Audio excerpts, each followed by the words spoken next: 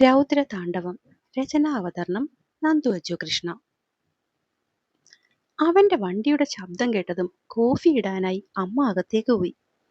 അതുകൂടി ആയതും പെണ്ണിന്റെ പരങ്ങിൽ കൂടി.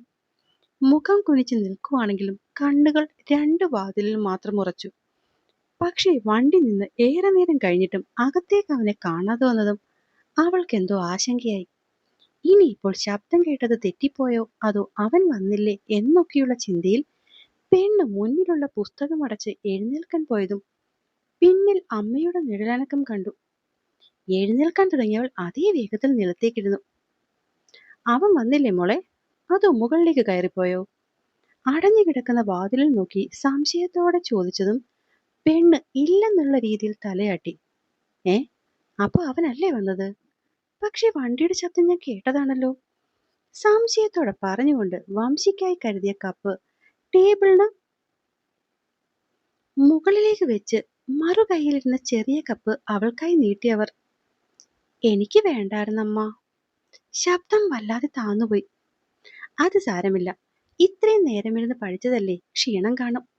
ആ കപ്പ് കയ്യിലേക്ക് വാങ്ങുമ്പോഴും ഇരുവരുടെയും നോട്ടം വാതിലിലായിരുന്നു.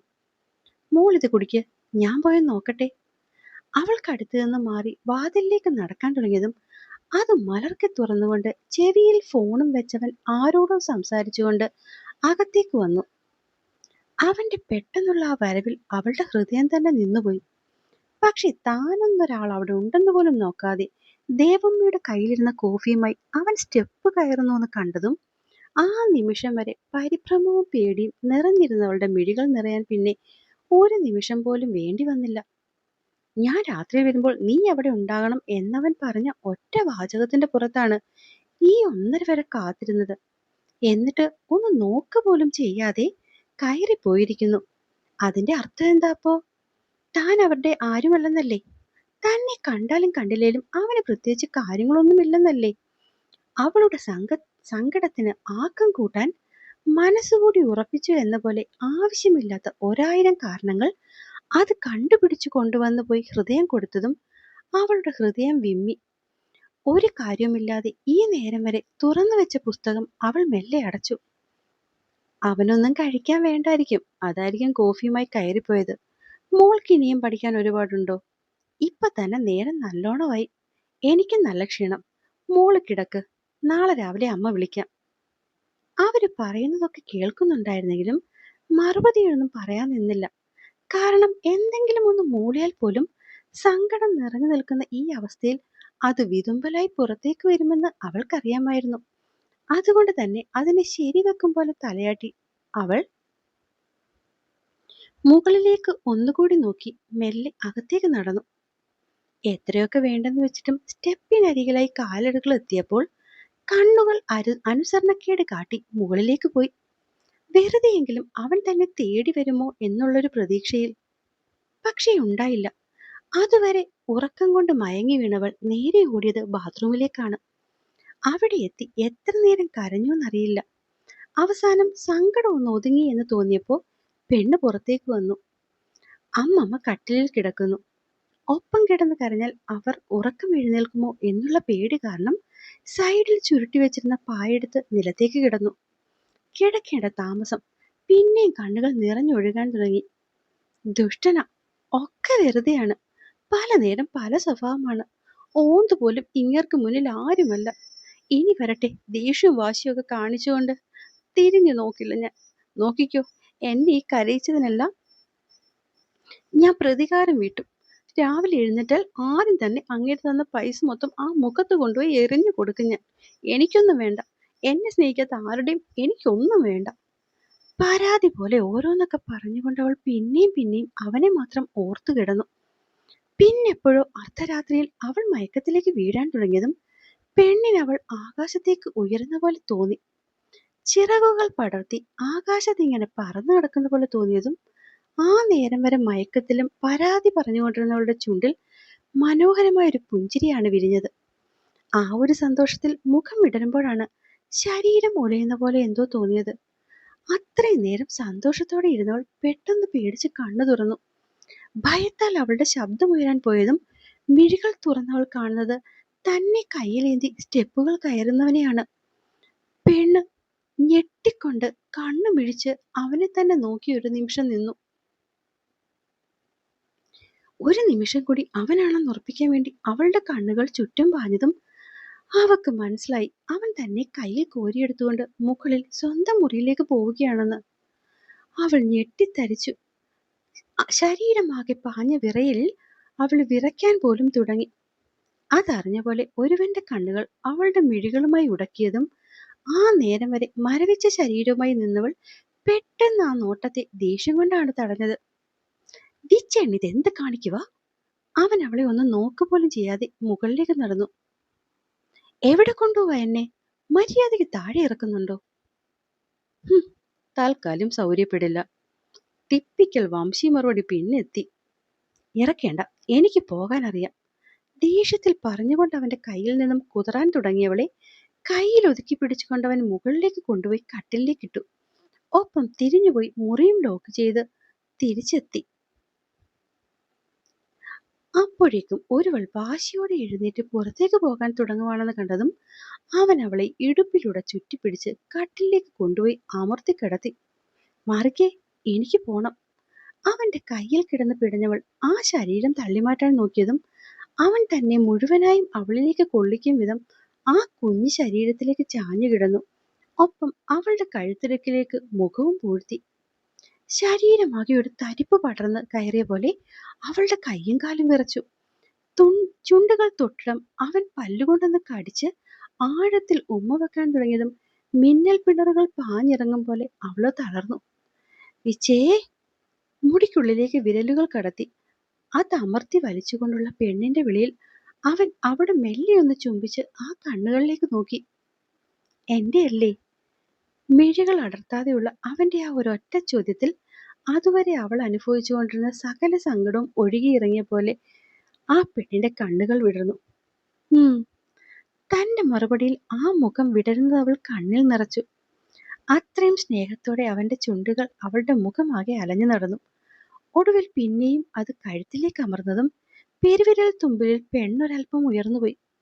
അതറിഞ്ഞ പോലെ അവൻ അവളുടെ ഇടുപ്പിൽ അമർത്തി കൂടുതൽ ആ കുഞ്ഞു ശരീരം തനിക്കുള്ളിലേക്കാക്കി. എന്നിട്ട് അവൻ ആ കഴുത്തിൽ ചുംബിച്ച് മെല്ലെയൊന്ന് നുണഞ്ഞു. പറയ്, എന്റെ അല്ലേ? ഇത്തവണ ഒന്ന് മൂളാൻ പോലും കഴിയാത്ത വിധം പെണ്ണവനാൽ അത്രയും വിവശയായി പോയിരുന്നു. വെപ്രാളപ്പെട്ടുകൊണ്ട് ഞെട്ടിയാണ് അവൾ കണ്ണു തുറന്നത്. വല്ലാത്തൊരു പരവേശം. തൊണ്ടയാകെ വരണ്ടുണങ്ങുന്ന പോലെ. എന്തെന്ന് അറിയാത്തൊരു പിടപ്പിൽ അവൾ എഴുന്നേൽക്കാൻ തുടങ്ങുമ്പോഴാണ് ശരീരം ഒന്ന് അനക്കാൻ പറ്റാത്ത പോലെ എന്തോ വലിയ ഭാരത്തിലാണ് തന്റെ കിടപ്പെന്ന് മനസ്സിലാവുന്നത്. കൈയും കാലും അയക്കാൻ പറ്റാത്ത പോലൊരു നീരാളിപ്പിടുത്തം. പെണ്ണ് ഞെട്ടിക്കൊണ്ട് ആ അരണ്ട വെളിച്ചത്തിൽ നോക്കുമ്പോൾ കാണുന്നത് പരിചയമില്ലാത്തൊരു അന്തരീക്ഷം കൂടിയായതും അവളുടെ ഭയം പിന്നെയും കൂടി. ആ ഒരു ഞെട്ടലിൽ എഴുന്നേൽക്കാൻ തുടങ്ങുമ്പോഴാണ് തന്റെ വയറിനെ ചുറ്റിപ്പിടിച്ച് നെഞ്ചിലേക്ക് തലവെച്ച് കിടക്കുന്നവനെ കാണുന്നത്. ഇത്തിരി നേരം വേണ്ടി വന്നു എന്തെങ്കിലും ഒന്ന് ഓർത്തെടുക്കാനും ചുറ്റുമുള്ളതിനെ മനസ്സിലാക്കാനും. അവള് തലയൊന്ന് പൊക്കി വംശിയെ നോക്കി. തന്റെ മാറിൽ മുഖം അമർത്തി ചേർത്താണ് കിടപ്പ്. കൈകൊണ്ട് വയറ്റിൽ ചുറ്റിപ്പിടിച്ചിട്ടുണ്ട്. കാലുകൾ ഒന്നിച്ച് അവന്റെ ഒരു കാലിനടിയിലാണ്. ഒന്നനങ്ങണമെങ്കിൽ പോലും അവനറിയാതെ വയ്യ. അപ്പോഴേക്കും മുറിയിലുണ്ടായിരുന്ന ചെറിയ വെളിച്ചവുമായി കണ്ണു പൊരുത്തപ്പെട്ടു. ചുവരിലേക്ക് പാഞ്ഞുപോയ മിഴികളിൽ 4 മണി എന്ന് കണ്ടതും ആശങ്കയോടെയാണ് ശ്വാസം പോലും എടുത്തത്. ഇനിയിപ്പോൾ ഏതു നേരം വേണമെങ്കിലും അമ്മമ്മ ഉണരും. ആ ഒരു നേരം തന്നെ അവിടെ കണ്ടില്ലെങ്കിൽ. ആ ഒരു ചിന്ത മനസ്സിലേക്ക് വന്നതും അതുവരെ ഇല്ലാത്ത വെപ്രാളത്തോടെ അവൾ അവന്റെ കൈയും കാലുമൊക്കെ മാറ്റാൻ നോക്കി. പക്ഷേ ഉരുക്കു മുഷ്ടിയാൽ പിടിച്ച പിടുത്തത്തിൽ അതിന്റെ ആക്കത്തിലും കൈയും കാലും ഒന്നൊരൽപ്പം പോലും അനങ്ങിയില്ല.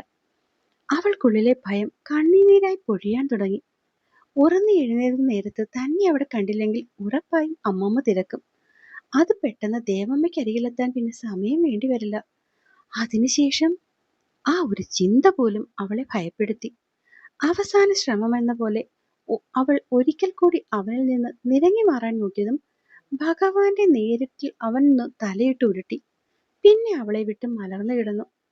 ജീവൻ തിരിച്ചു കിട്ടിയ ആശ്വാസത്തിൽ അവൾ ഒരു നിമിഷം പോലും പാഴാക്കാതെ അവിടെ നിന്നും ഇറങ്ങി ഓടുകയായിരുന്നു. ആ വെപ്രാളം അമ്മമ്മയുടെ കാലിനടിയിലെ പായയിൽ വന്ന് ചുരുണ്ടുകൂടി കിടക്കുമ്പോൾ പോലും പെണ്ണിൽ നിന്ന് മാറിയില്ല. വെപ്രാളപ്പെട്ട് പിടിച്ചു വെച്ച ശ്വാസമൊന്ന് നേരെയാവുന്ന നേരം പോലും എടുത്തില്ല അമ്മൂമ്മയ്ക്ക് ഉണരാൻ. നെഞ്ചിൽ അമർത്തി പിടിച്ച് അവരുടെ എഴുന്നേൽപ്പും പോക്കുമൊക്കെ അവൾ കണ്ണു തുറക്കാതെ തന്നെ അറിയുന്നുണ്ടായിരുന്നു. അവസാനം അവര് പോയെന്ന് കണ്ടപ്പോഴാണ് അവർ നിവർന്നൊന്ന് കിടന്നത് തന്നെ. ആ നിമിഷം അവൾ സ്വന്തം മനസ്സിൽ ശപഥം ചെയ്തു, ഇനി അവൻ എന്ത് വാശി കാണിച്ചാലും ഇങ്ങനെ ഒരു സാഹസത്തിനൊപ്പം പോകില്ല എന്ന്. വയ്യ ഇങ്ങനെ ഉടലോടെ സ്വർഗത്തേക്ക് പോവാൻ. പിറ്റേന്ന് അവനോട് പറയാൻ വെച്ച പല കാര്യങ്ങളും മനസ്സിൽ കോർത്തിണക്കി ഒരു മാലയായി ഒതുക്കി വെക്കുന്ന തിരക്കിൽ അവൾ എപ്പോഴോ മയങ്ങിപ്പോയി. പിന്നെ എഴുന്നേൽക്കുമ്പോൾ നല്ല രാവിലെയായിരുന്നു. ധൃതി പിടിച്ച് കുളിച്ചൊരുങ്ങി പുറത്തിറങ്ങുമ്പോൾ ആദ്യം നോട്ടം പോയത് മുകളിലേക്കാണ്, പിന്നെ ഡൈനിങ് ഏരിയയിലേക്കും. അവിടെ അടച്ചു വെച്ചിരിക്കുന്ന പാത്രം കണ്ടപ്പോൾ മനസ്സിലായി കഴിക്കാൻ എത്തിയിട്ടില്ല. ഇനിയിപ്പൊ പരാതി ഇറങ്ങി വന്നതിന് എന്ത് പ്രശ്നമാ ഉണ്ടാക്കുകയെന്ന് നാരായണനറിയാം. ആ ഒരു ഭയത്തിൽ ചിന്തകളുടെ മുകളിൽ ചിന്തകളുമായി അടുക്കളയിലേക്ക് കയറുന്ന നേരത്താണ് ചെവിക്കരികിലേക്ക് എത്തുന്ന ഷൂവിന്റെ ശബ്ദം പിൻവിളി പോലെ കേട്ടത്. മിടിക്കാൻ പോലും മറന്ന ഹൃദയത്തിനെ അമ്മമ്മയുടെ വിളിയാണ് ഉണർത്തിയത്. അവൾ വേഗം അമ്മമ്മ കയ്യിലേക്ക് തന്ന പ്ലേറ്റിലേക്ക് നോക്കി. ഇഡലിയും സാമ്പാറും. നീ ഇന്നലെ പാതിരാത്രി വരെ ദേവമ്മയുടെ കൂടെ നിന്ന് പഠിക്കുകയായിരുന്നു എന്ന് കൊച്ചു പറഞ്ഞു. അതുകൊണ്ടാ ഞാൻ വിളിക്കാഞ്ഞെ. ഇനിയിപ്പോ ഇത് വേഗം കഴിച്ചിട്ട് പോകാൻ നോക്ക്, സമയമായി. ആ നേരത്താണ് ആഹാരം എടുത്തു വെക്കട്ടെ എന്നുള്ള ചോദ്യം കേൾക്കുന്നത്. മറുപടിയായി തലകുലിക്കുകയെന്ന് തോന്നുന്നു. അമ്മ ധൃതിയിൽ അകത്തേക്ക് വരുന്നുണ്ടായിരുന്നു. പിന്നെ പെട്ടെന്ന് അടച്ചു വെച്ച കോഫിയുമായി പുറത്തേക്ക് ഇറങ്ങുമ്പോഴാണ് തന്നെ കാണുന്നത്. ആഹാ, എഴുന്നേറ്റായിരുന്നോ? സമയായി, വേഗം കഴിക്ക് പറഞ്ഞുകൊണ്ട് ഇടത് കൈയാൽ കിട്ടിയ തലോടലിൽ പൂർണ്ണമായി പുഞ്ചിരിച്ചുവെന്ന് പോലും അറിയില്ല. അതിനു മുന്നേ ആരുടെയോ നെല്ലണക്കം പിന്നിലറിഞ്ഞു. നെഞ്ചൊന്ന് പിടഞ്ഞു. എന്താ മോനെ, എന്തെങ്കിലും വേണോ? അമ്മയുടെ കയ്യിലെ കോഫിക്കായി അവൻ കൈനീട്ടിയത് തന്റെ തോളോട് മുട്ടിയാണ്. കൈ തട്ടിയിടം തീർത്ത് വിറയിൽ മറ്റാരും കാണാതിരിക്കാൻ എന്ന പോലെ മുഖം വേഗയെ കുനിച്ചു. ഇവിടെ നിന്ന് കഴിക്കാതെ ഇവൾക്ക് ടേബിളിൽ വന്നിരുന്ന് കഴിച്ചുകൂടെ? ചോദ്യം കേട്ട ഞെട്ടലിൽ മുഖം ആദ്യം പോയത് ദൈവമ്മയുടെ മുഖത്തായിരുന്നു. അവിടെയും ഒരു ഞെട്ടല് കാണാം. വന്നിരുന്ന് കഴിക്കാൻ പറ. ഗൗരവം ഒട്ടും മാറാതെ അവൻ പറഞ്ഞതും അമ്മ തന്നെ നോക്കി. വേണ്ടാന്നുള്ള രീതിയിൽ തലയാട്ടിക്കൊണ്ടവൾ അവിടെ തന്നെ നിൽക്കാൻ പോയതും ഇനി അവൻ പറഞ്ഞിട്ട് കേൾക്കാതെ അവനെ വെറുതെ വാശി പിടിപ്പിക്കേണ്ട എന്ന് പറഞ്ഞ് അമ്മ തന്നെയാണ് അവളെ കൊണ്ടുപോയി അവനടുത്തേക്ക് ഇരുത്തിയത്. താനെന്നൊരാൾ അടുത്തു വന്നിരുന്നു എന്നുപോലും കാണിക്കാതെ വേഗത്തിൽ ആഹാരം വിളമ്പി കഴിക്കുന്നവനെ കണ്ട് സ്വാഭാവികമായും ഉണ്ടായ ഞെട്ടലിൽ ആഹാരം കഴിക്കാതിരുന്നവളെ അമ്മയാണ് തോളിൽ തട്ടി കഴിക്കാൻ പറഞ്ഞത്. എങ്ങനെയൊക്കെയോ രണ്ടിഡലി കഴിച്ചെഴുന്നേൽക്കുന്നതിന് മുന്നേ തന്നെ അവൻ കൈ കഴുകാൻ പോയിരുന്നു. അവൻ അരികിലേക്ക് പോകാതെ വേഗത്തിൽ അടുക്കളയിൽ പോയി കൈ കഴുകി വന്നതും ആളെ കണ്ടില്ല. അടുത്തു നിൽക്കുമ്പോൾ അവനെ തേടി മിഴികൾ പോയില്ലെങ്കിലും അവന്റെ അസാന്നിധ്യം തനിക്കുള്ളിൽ തീർക്കുന്നൊരു മൂകതയുണ്ട്. ആ ഒരു വിഷമത്തിൽ അമ്മയോട് യാത്രയും ചോദിച്ച് ഇറങ്ങാൻ തുടങ്ങുമ്പോഴാണ് പെട്ടെന്ന് അവിടേക്ക് വരുന്നവനെ കാണുന്നത്. ഒരു നിമിഷം കൊണ്ട് അവളുടെ മുഖം വിടർന്നു. എന്റെ ഒരു ഫയൽ മുകളിലെ കട്ടിലിരിപ്പുണ്ട്, എടുക്കാൻ മറന്നു, പോയി എടുത്തോണ്ട് വാ. മുഖത്തേക്ക് പോലും നോക്കാതെയുള്ള ആജ്ഞയിൽ ദേവമ്മ കൂടി പറഞ്ഞതും മുകളിലേക്ക് പോകാതെ തരമില്ലെന്നായി. ഒന്നും മിണ്ടാതെ അവിടെ എത്തി കട്ടിലിൽ ഫയൽ തിരയുമ്പോൾ അവിടെ അത് കണ്ടില്ല. അത് അന്വേഷിച്ചവന്റെ ടേബിളിൽ നോക്കുമ്പോഴാണ് പിന്നിലാകെ തന്നെ മുട്ടുന്ന ഗന്ധത്തിന്റെ ഒരുവന്റെ സാന്നിധ്യം അറിയുന്നത്. തിരിഞ്ഞു നോക്കാതെ തന്നെ ടേബിളിനരികിലെ കസേരയിൽ വിരലുകൾ മുറുക്കി. ആരോട് ചോദിച്ചിട്ടാടി രാവിലെ ഞാൻ ഉണരുന്നതിന് മുന്നേ ഇറങ്ങിപ്പോയത്? വരിഞ്ഞു മുറുക്കിയ പോലെ ആ നെഞ്ചിലേക്കിട്ട് ഷോൾഡറിൽ നിന്നും അടർത്തി മാറ്റിയ ഡ്രസ്സിൽ പിടിച്ച് പല്ലുകൾ ആഴ്ത്തിയുള്ള അവന്റെ ആ മുരളലിൽ വേദന കൊണ്ട് അവൾ പിഴഞ്ഞുപോയി. വേദനിപ്പിച്ചവൻ തന്നെ വേദനയുടെ മരുന്നാകും പോലെ അവിടെ ആകെ നാവിൻ തുമ്പാൽ തഴുകാൻ തുടങ്ങിയതും അതുവരെ പിടിച്ചു നിന്നവൾ അവനെ ഇറുക്കി പുണർന്നു. ഇനി ഇങ്ങനൊന്നും കാണിക്കല്ലേ, ഞാൻ എന്തുമാത്രം പേടിച്ചു പോയെന്നോ. ഉള്ളിലുള്ള ഭയമത്രയും അവനെ അറിയിച്ചുകൊണ്ട് പെണ്ണ് മെല്ലെ തല ഉയർത്തി ആ കണ്ണിലേക്ക് നോക്കി. എന്റെ അല്ലേ? എന്റെ മാത്രമല്ലേ? അപ്പൊ പിന്നെ ഇനിയുള്ള എല്ലാ രാത്രികളും ഞാൻ ഈ നെഞ്ചിൽ കിട്ടുന്നേ ഉറങ്ങൂ. എല്ലാ പുലരികളും നീ എന്റെ മാറിന്റെ ചൂടിലേ ഉണരൂ. ആ വാക്കുകളിൽ അത്രയും ഗൗരവം മാത്രമായിരുന്നു. പക്ഷേ അത്രയും സൂക്ഷിച്ചു നോക്കിയാൽ മാത്രം കാണുന്ന ഒരു പുഞ്ചിരി അവന്റെ ആ ചുണ്ടിലുണ്ടെന്ന് ഒരു പക്ഷെ ആ നിമിഷം അവൾക്ക് മാത്രമേ മനസ്സിലാവുന്നുള്ളായിരുന്നു.